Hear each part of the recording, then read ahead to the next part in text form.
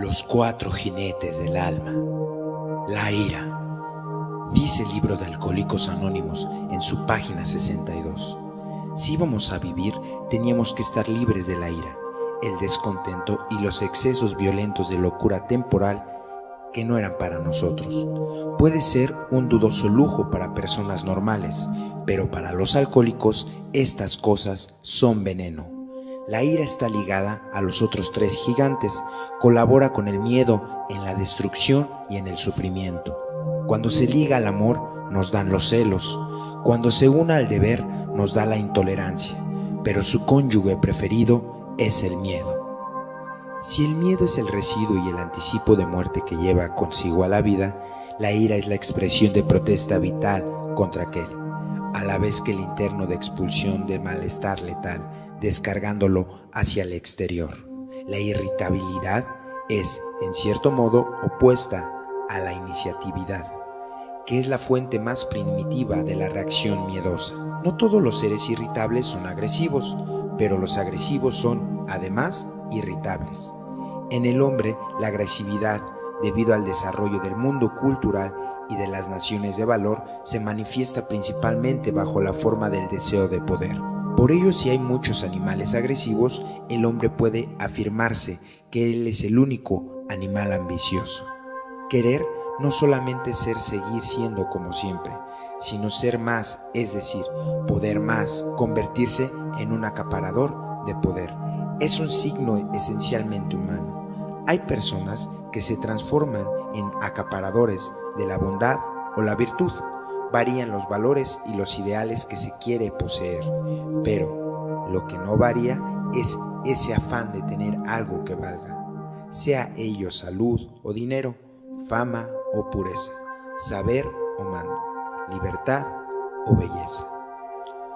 Porque el hombre ambiciona y aspira a tener tanto, es víctima de mayores temores y miedos. Solamente el hombre es capaz de destruirse y de asesinarse. Esa ansia de dominio, de afirmación y de expansión del ser constituye el otro fundamental ingrediente de la ira. ¿Qué falta para que nazca? El miedo. Que no se puede sentir la ira sin antes haber sentido el miedo es obvio, solamente cuando surge un obstáculo, cuando algo vulnera nuestro yo y en algún modo lo limita o menosprecia.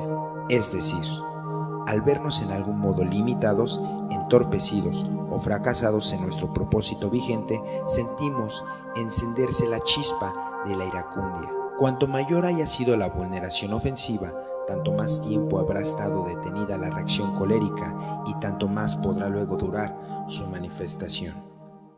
Disfraces del gigante rojo. Disfraces del gigante rojo. Sed de justicia. No toda la noción de justicia se halla teñida de un sentimiento iracundo. Este se disfraza de actitud justiciera y así los excesos de la venganza toman el nombre de actos reparadores. Las personas se avergüenzan de sentir miedo y sobre todo de exteriorizarlo. Reconocen que es un mal acompañante, contra el cual es preciso luchar para merecer la aprobación social. ¿Pero acaso se avergüenzan igualmente de su ira o de exteriorizarla? ¿Reconocen que es también una pésima consejera y que convierte exterminarla para ser precisamente justos? Con gran frecuencia confesamos estar enfurecidos y agregamos que ese estado y las reacciones que de él derivan es natural y se haya justificado por tal o cual ofensa. Hacer la justicia por nuestra propia mano, quien así actúa está obedeciendo, quizá sin saberlo, los siniestros impulsos del gigante iracundo. La crítica. Criticar es decidirse ante algo. Un juicio crítico es una afirmación decisiva y de aquí se deduce que un crítico es un juez, alguien que decida acerca de el valor de algo.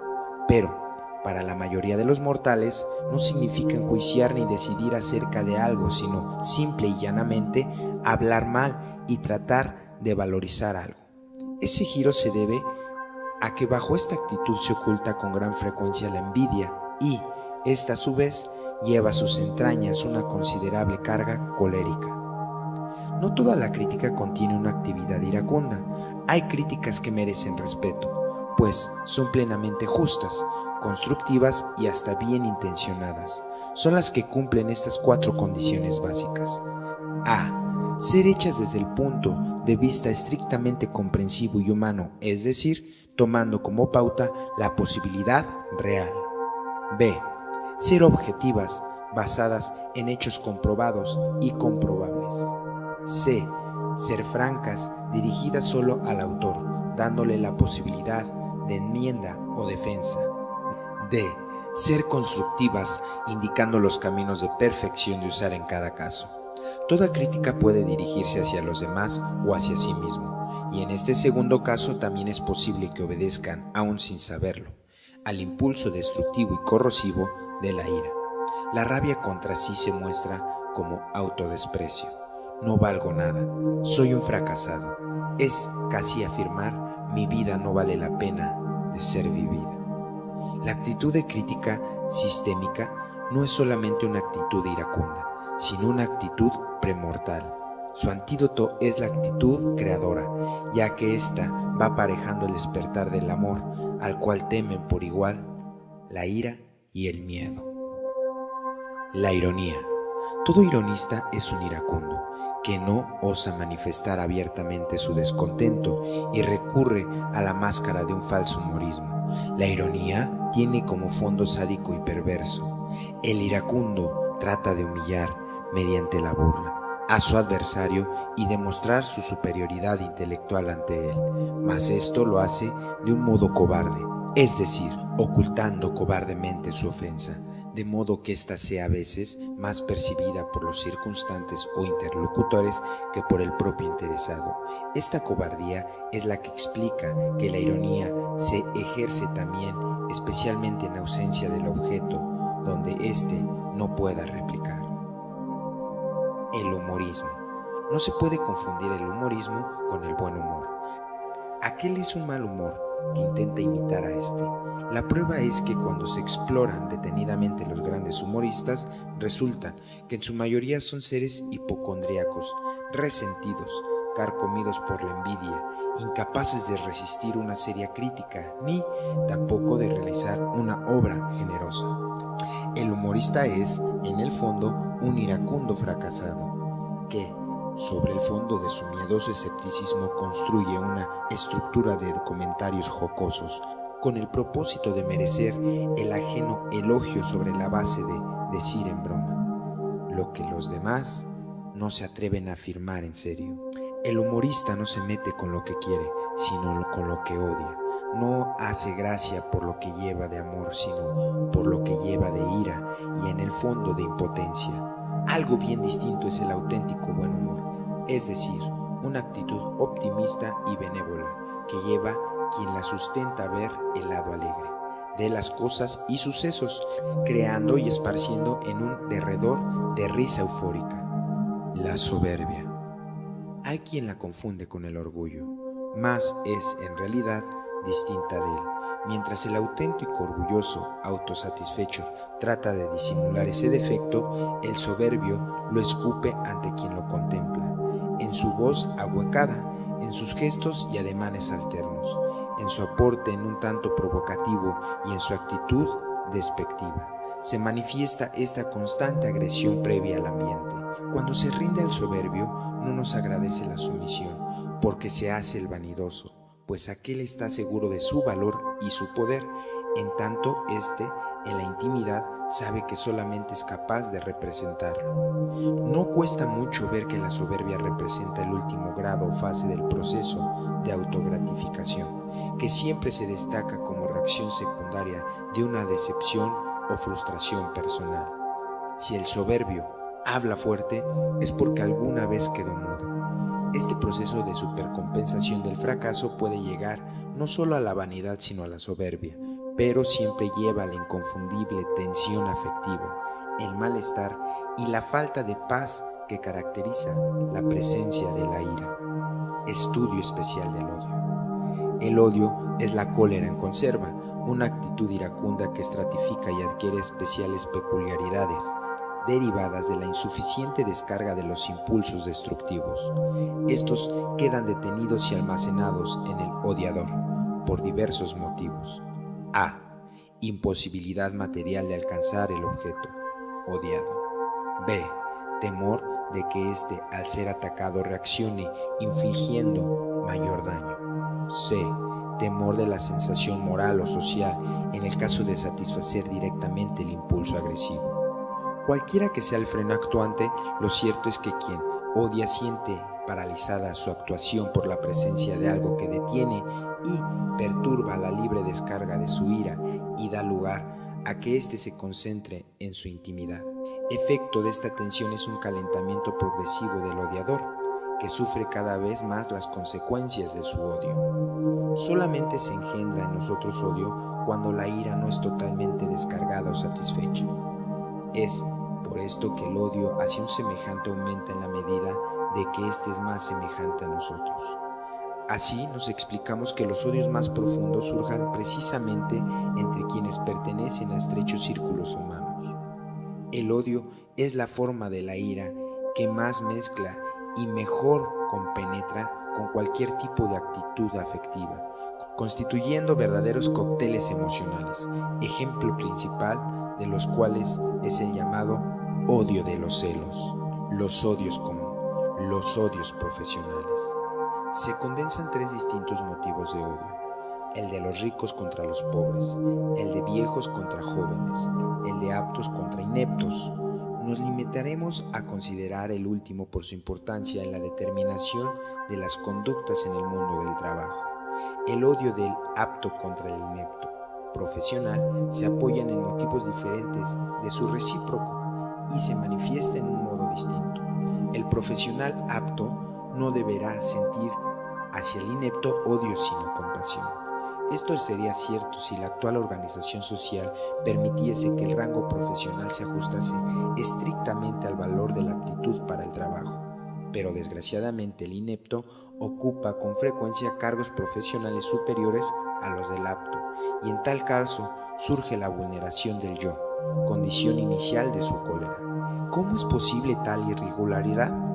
1. Porque la colocación en el trabajo no tiene lugar de acuerdo con los méritos de cada cual, sino de acuerdo con las influencias políticas o sociales, con simpatías personales, con la suerte o desgracia del colado.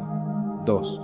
Porque la mayoría de los casos no se efectúa una comprobación seria del rendimiento de cada trabajador en su puesto, con el fin de asegurar constantemente que ocupa el lugar que le corresponde. 3. Por la rivalidad existente entre los profesionales aptos determina que estos prefieran llevar rangos de dirección a gente inepta para así evitar que se encumbre su igual. Y, de otra parte, poderse continuamente la satisfacción de sentirse superior a sus dirigidos. Pero estos, una vez acostumbrados por su complicidad, no se muestran propicios a ser simples hombres de paja, y al tratar de imponer su criterio suscitan doblemente el odio de los aptos, pues estos han de reconocer que han tenido en sus manos la posibilidad de evitar tal situación. Tal es el mecanismo por el cual muchos intelectuales que critican a los hombres representativos del gobierno se niegan en cambio a sustituirlos cuando son llamados a hacerlo. El odio del inepto hacia el apto es más profundo e intenso, pues se debe no tanto a la consideración de la mejor posición, del mayor prestigio, etc., que éste pueda tener, sino al hecho irremediable de su superioridad técnica. El inepto no puede aspirar nunca a ser como el apto. Puede intentar suplantarle y aparecer como si fuese igual. Ante tal impotencia no le queda otro camino que el de la intriga, ni otra actitud que la del rencor. No es raro entonces que el inepto racionalice su odio afirmado que el apto es vanidoso, que le desprecia y rebaja sin motivación, o incluso que le persigue escudándose en su superioridad profesional.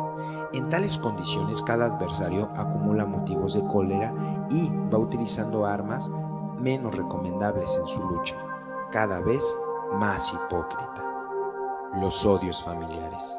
Su raíz más importante la encontramos en la obligación de querer, como si fuese posible imponer sentimientos. A seres cuya coincidencia no es otra cosa que la de encontrarse a sí mismo en el árbol genealógico. Nadie puede escoger sus hermanos, sus padres, sus primos, sobrinos, sino que estos les son dados al nacer.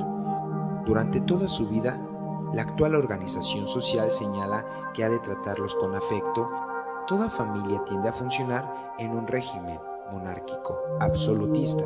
Hay una cabeza de familia que rige sus destinos y de ahí la divergencia de opiniones, irreconciliable por el prejuicio de la obligada subordinación de hijos a padres, de sobrinos a tíos, de hermanos menores a mayores, etc. Un caso interesante de odio familiar típico lo constituye el de los denominados padres e hijos políticos, de cuyas múltiples variantes elegiremos para nuestro análisis del odio entre la suegra y nuera, por ser más claro y de trascendentales efectos en la vida de todo nuevo hogar. Suegras versus nueras. Alguien ha dicho que la suegra es la más eficaz disolvente de los matrimonios, y sin duda es cierto en los casos en el que la suegra es viuda, el marido es hijo único y los tres convierten en un mismo lugar. En tal caso, la disputa por el cariño del marido entre la nuera y la esposa está al principio perdida para la primera que ve su hogar invadido por una intrusa, que le roba su único bien y a la que, para mayores sarcasmos, se ve obligada a tratar como hija. La imposibilidad de satisfacer su odio mediante una venganza engendra en la pobre suegra la actitud de resentimiento.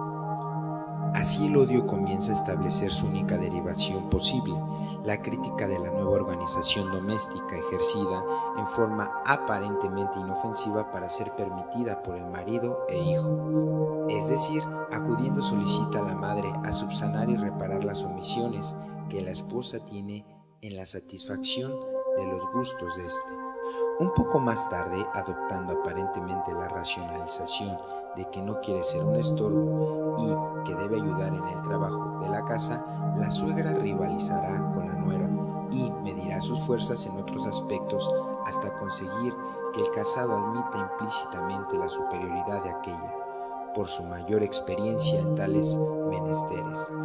Unos meses después, los dardos se dirigirán directamente a la propia personalidad de los vestidos y a la distribución de su tiempo, etc. Pero cuando la ofensiva se desencadenará en todo su esplendor, será con el motivo del primer embarazo y parto. En tales condiciones el rencor suegril alcanza a veces un maquiavelismo refinado.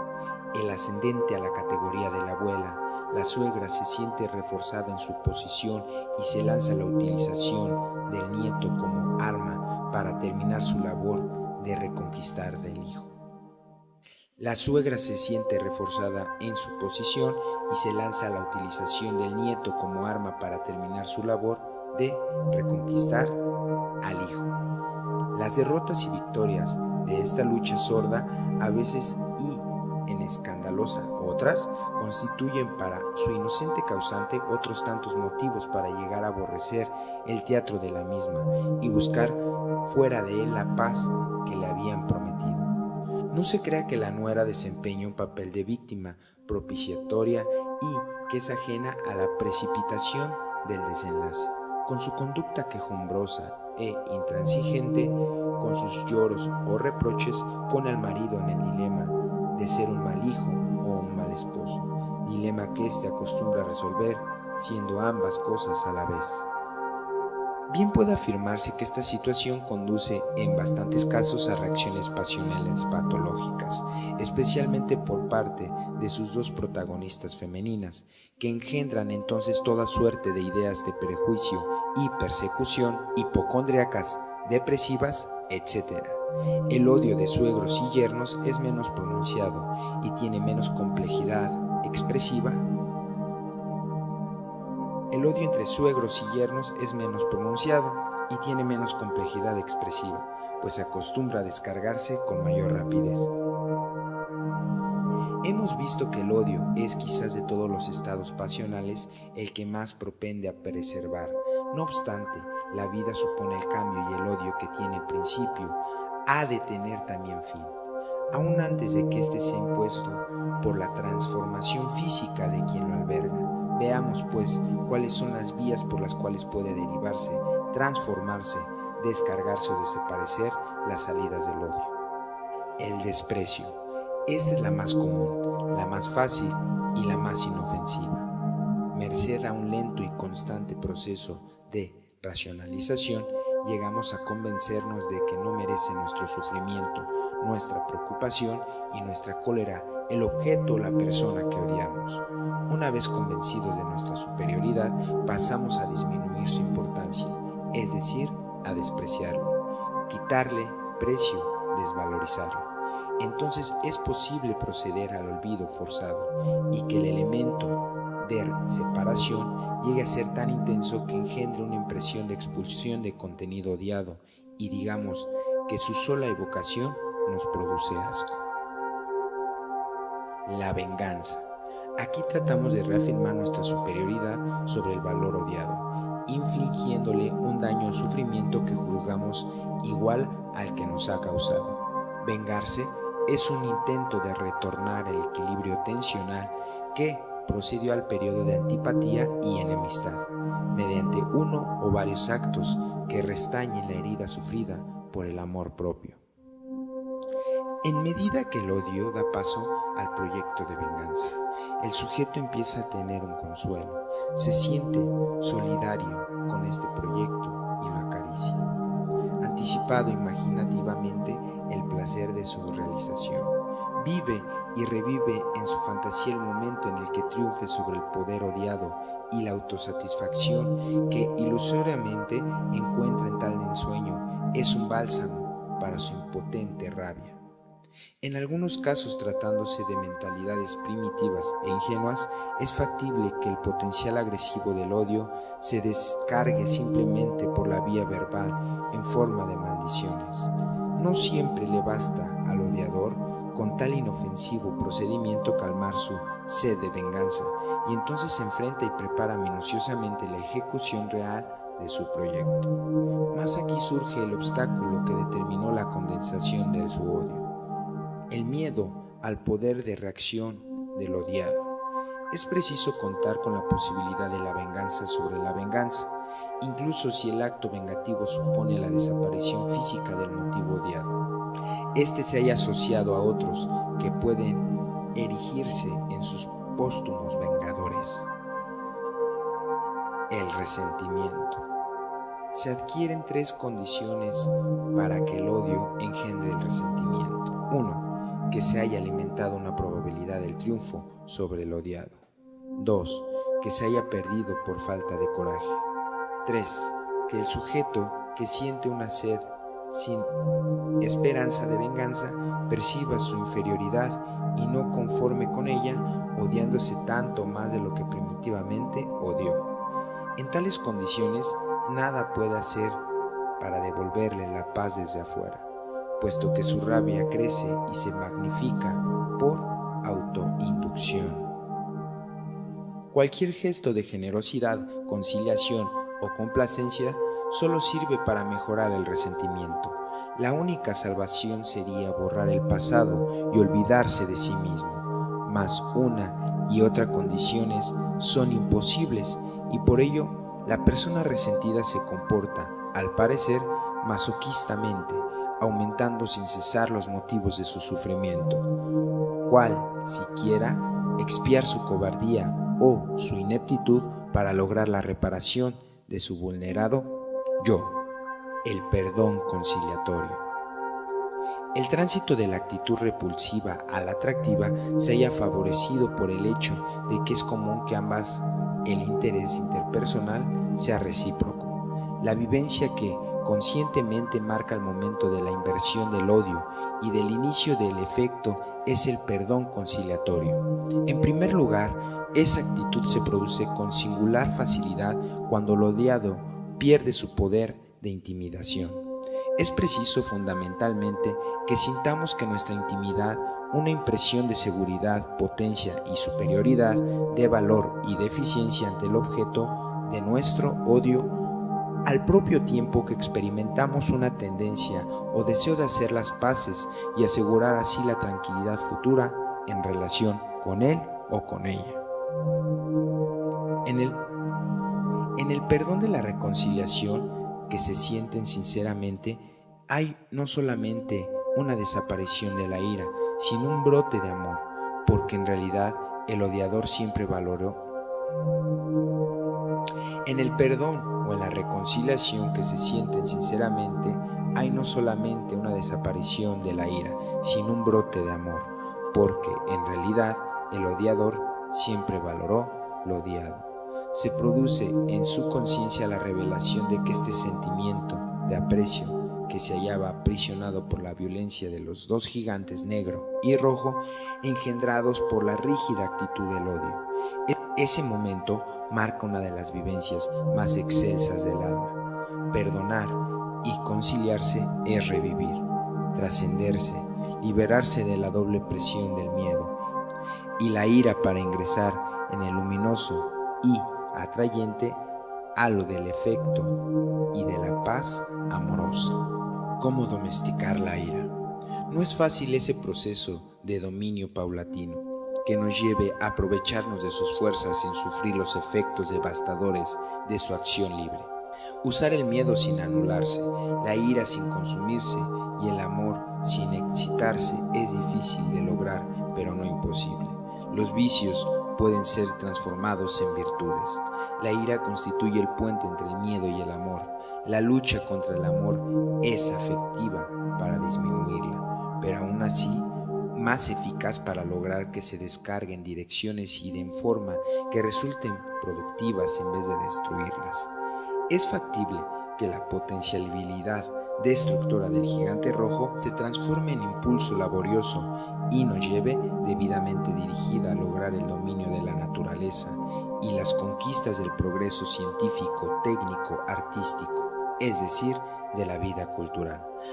A medida que vamos llenando con realidades conocidas algunos huecos, nos vamos sintiendo más serenos, más dueños de nosotros mismos y menos iracundos, porque en el fondo nos sentimos más seguros y menos amenazados del fracaso. La lucha contra el mal humor. No hay duda que el mal humor es signo de propensión iracunda. Casi siempre el malhumorado es un pesimista y en el fondo un miedoso que no quiere confesarlo, porque ello le conviene ser analizado y enfrentado con una interpretación objetiva de sí, para que, conociéndose mejor, pueda dejar de sufrir y de hacer sufrir a los demás. La principal característica del mal humor es la de no acusarse como tal o quien lo tiene. Este admite que tiene mucho genio, mas no reconoce que lo tiene malo, motivo por el cual compete a los demás la precaución de no hacérselo exhibir, o como se dice vulgarmente, de no buscarle las pulgas. Las actitudes que definen el carácter malhumorado casi siempre trata de explicar su irritabilidad como una muestra de un culto y devoción de los valores más puros.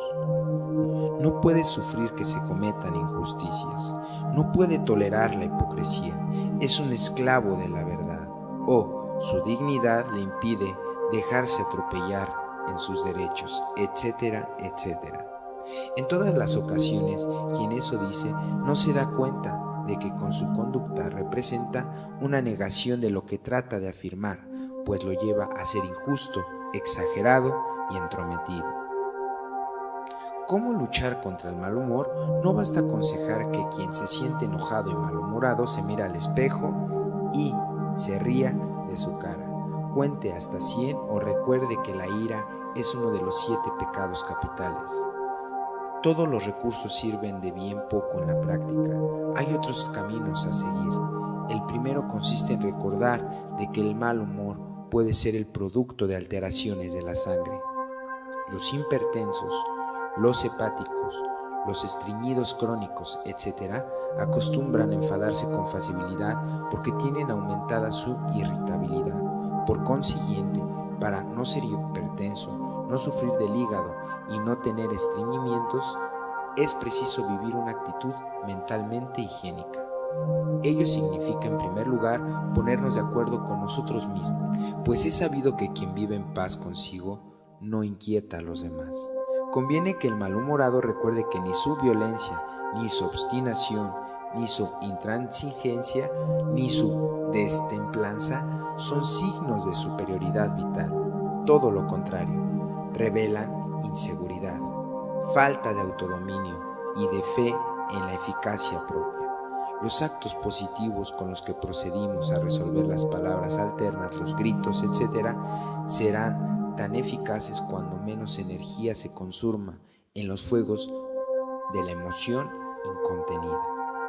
Estamos de acuerdo de que la ira ciega la vista y el entendimiento, pero conviene recordar que el mal humor es casi siempre su forma latente y se desarrolla sobre el fondo de la angustia. De ahí la necesidad de llegar hasta la oscura profundidad o subsuelo individual, para eliminar ahí las inmundicias que alimentan esa forma de miedo agresivo y torturante. La curiosidad abre las puertas que van a una actitud aniquiladora, a una actitud exploradora donde se marca la vía por la que podrá ser domesticada la ira.